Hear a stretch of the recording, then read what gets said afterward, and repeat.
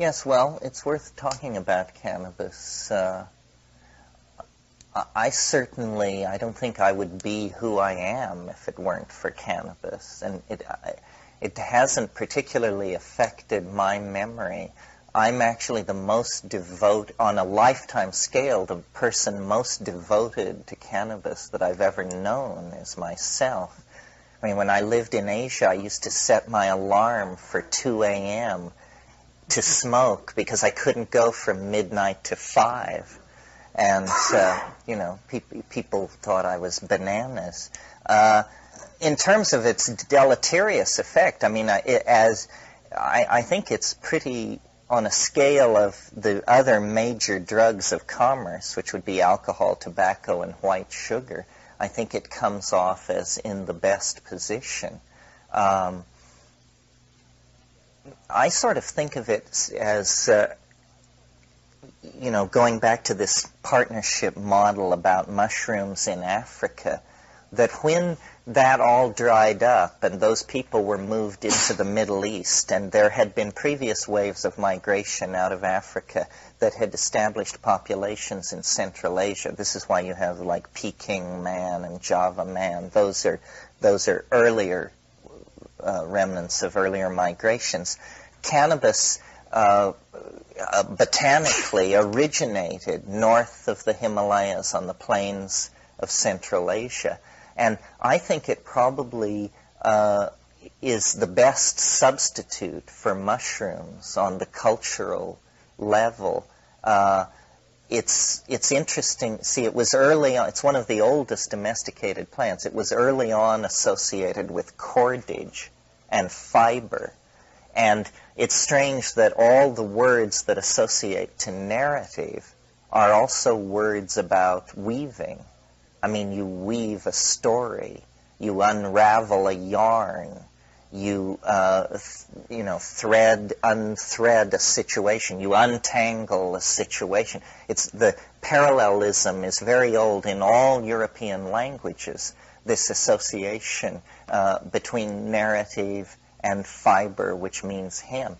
So I sort of see it as the pilot light of Gaian consciousness that was kept going. Now, what people always say to shoot this down is they say, well, but Islam tolerates cannabis, and Islam is hardly the pilot light of Gaian consciousness. Yeah, I mean, it isn't actually that Islam tolerates cannabis, it's that the Quran expressly forbids alcohol, and then that leaves you to sort it out from there. I certainly think cannabis should be legalized, and that if every serious alcoholic were encouraged to be a pothead and other drug abusers encouraged toward pot. The problem with pot from a societal point of view is that it is psychedelic enough that, like all psychedelics, it erodes loyalty to cultural values. Meaning, this is the bullshit effect, people say, why don't you get a job? Bullshit, why should I?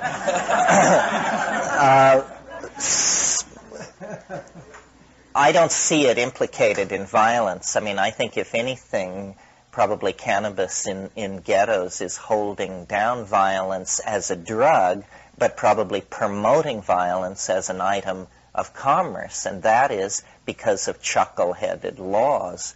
I mean, I'm absolutely convinced that the way to solve the drug problem is to remove the profit motive. That's so obvious that it's baffling to me.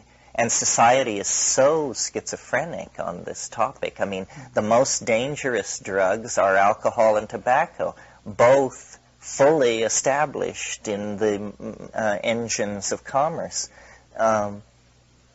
It's a bizarre situation, and largely driven by the agenda of Christian fundamentalism in collusion with criminal syndicalists who see this as an opportunity for enormous profit, and cynicism all the way along. Yeah. Yeah, but I do find that I can't smoke a lot of pot because it just unfortunately, I can never become addicted to any drug as much as I try. My body just doesn't tolerate it. And I've tried them all more than once. But I do find with pot, I mean, I've had friends who became potheads who, it wasn't that they betrayed commerce, they lost their ambition. And, and I mean, you're very intelligent and you've got a vision and you're dedicated to your vision, you can pursue it. You're a little bit above most average people, or different than most average people. Manic is what you're trying to say, yes. I understand. But, I mean, these friends of mine, I would say, really got lost because of their addiction to pot. And so I think that there's more an issue around, it's not about drugs as much as it's about addiction and the issue of addiction. That's right. And how addiction is, individuals become addicted because they're avoiding certain psychological issues that they're, struggling with that, rather than dealing with the issues, they, turn on the TV. Well, this relates to this larger model we talked about of time, of the war between habit and novelty. The thing that offends people about drugs, and if it doesn't offend you, there's, I think, something wrong with your value system, is to observe unconscious, repetitious, self-destructive behavior. I mean, if that means betting on the ponies, or chasing hookers, or shooting junk, or making bad investments, or always blowing your stack with your friends, whatever it is, repetitious self-destructive behavior triggers disgust in the rest of the gang. And drugs, for instance, heroin and tobacco are interesting examples because both, they are probably tied for their addictive ability. And yet, to shoot heroin, I mean, people just turn away aghast. It's like you're the lowest of the low. Cigarette smoking, until very recently, was tolerated everywhere. Now, what is the difference here? The person smoking the cigarette, we know that tobacco is tremendously destructive. That's beyond argument. Heroin, on the other hand, if you shoot with clean needles and have a steady supply, in other words, if you're not putting in social factors, my God, these junkies live forever. They just pickle themselves and live forever, and they don't get sick. So then why is it that society is so abhorrent of heroin addiction and so accepting of tobacco addiction? The answer is the presentation of the intoxication. When you shoot heroin, first of all, you become very agitated and follow people around raving at them, and then if you're an addict, and then you nod. And so you drool and your face falls in your plate and your friends have to put you to bed. Tobacco, on the other hand, you can maintain. There is no dramatic sequela of symptoms to betray that, you're completely jacked up and twisted around and self-poisoned with this. But there you are at your desk, working efficiently, making phone calls, making money, keeping it all together. So it's the presentation. Then the other thing to say about drugs is that, like everything else about us, but even more so, drugs are subject to the your genetic heritage of drug receptors. And so it's not the same for everybody, or even close to the same. I mean, the range of response to drugs can be over several orders of magnitude and can vary throughout your life. So, the fact that I can smoke endless amounts of cannabis and still produce and function, it just means that I can. I see people, alcoholics who drink. I mean, if I have more than a drink and a half, I have headaches and I pay my dues. And, to watch somebody go down on a fifth of Stolichnaya, you just realize, this person is a Martian, metabolically speaking. I mean, it would just kill me to do that. So this has to do with tolerances and the way the organism can accommodate itself to toxins. But then below that, at bedrock, it actually has to do with genetic proclivities, yeah. With regard to back to cannabis as a hallucinogen, is there a difference in your experience in smoking versus ingesting it, eating? Well, that's a good point. See, hashish, or the way cannabis entered the West, was as hashish, which was eaten in the 19th century. And if you read the accounts by 19th century savants who ate large amounts of hashish, it will convince you, that it was the LSD of the 1870s. I mean, these are mad intoxications that they are describing. It's not sitting around, seeing the wallpaper move. And, So they had more to listen to, probably. Well, they were eating it. Why did cookies and brownies, LSD tokeless brownies, why did that lose fashion? Is there a danger in it? No, I think when pot went from $15 a lid to $475, people stopped cooking with it. But let me say this about eating hashish. If you're going to do this, I recommend that you eat Lebanese hash if you can, because you see, Lebanese hash is made in a way that people don't really touch it, in the same way that charas is made in India by people whose hands may not be so clean, and you're going to take a hit essentially of the ambient bacterial population of the village of Hamarubitsar, and your guts will go completely berserk. This is one argument for baking it in a cookie, is to get the pathogens at least smacked down a bit.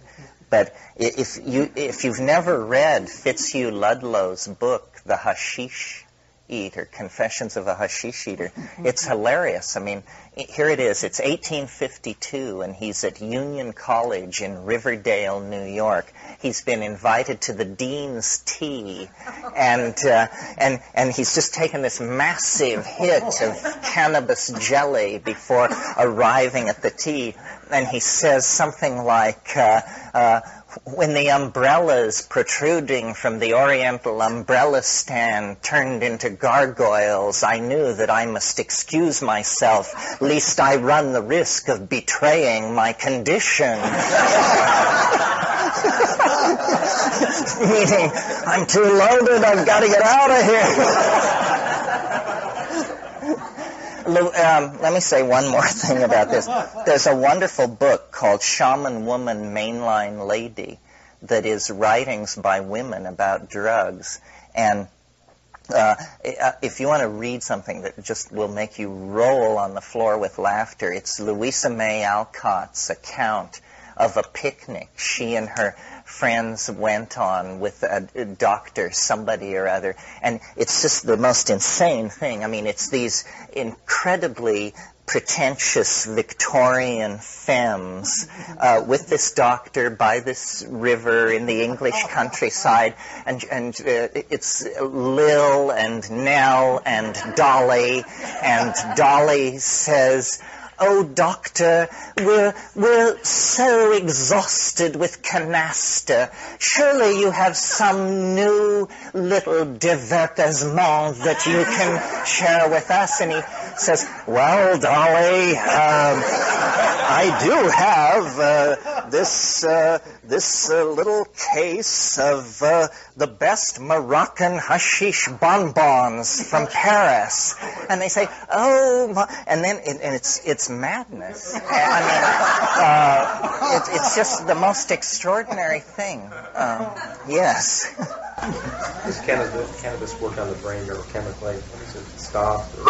It's not very well understood. There is a receptor, but cannabis is not an alkaloid. Cannabis is technically a polyhydric alcohol, which makes it a chemically unique type. It's also botanically unique.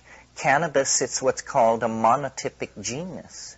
In other words, these three species, Ruderalis, sativa, and indica, which are all obviously speciated within historical time and can, by chromosomal studies, be shown to be all derivative of Russula, the Central Asian wild type, it has no near relatives. And so it's unique, and it's not well understood. As far as somebody asked about using it psychedelically, I think that the real, and I can't say I do this because I need it for other reasons, but in terms of the pure psychedelic issue, the way to do cannabis is once a week in silent darkness, alone, with the best stuff you can get, and then just, do as much of it as you can possibly do in as short a time and sit with it.